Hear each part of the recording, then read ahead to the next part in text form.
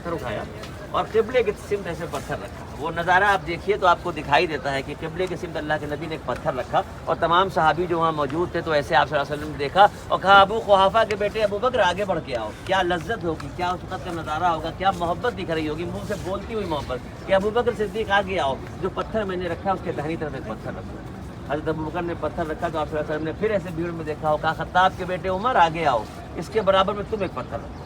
تیسرا پتھر اللہ کے نبی نے حضرت عثمان نے غنی کو اشارہ کیا کیا رکھو. اس کے جو کہ مولا علی اس وقت تک ہجرت فرما کے تشریف نہیں لائے تھے, لہٰذا چند اور صحابیوں سے اللہ کے نبی نے وہ پتھر رکھوائے. اور جب جتنی حد آپ کے ذہن میں تھی وہ مکمل ہوئی تو آذربائیجان کو آپ نے حکم دیا کہ بائیں طرف رکھو.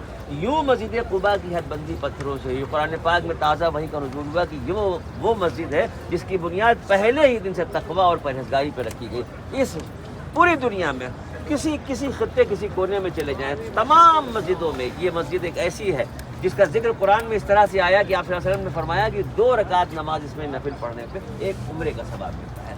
لہٰذا ہماری خوش نصیبی ہے کہ اس وقت ہم لوگ اس مقدس سرزمین پر اس جگہ پر کھڑے ہیں کہ ہم انشاءاللہ جا کے 2 رکعت نماز نفل پڑھیں گے.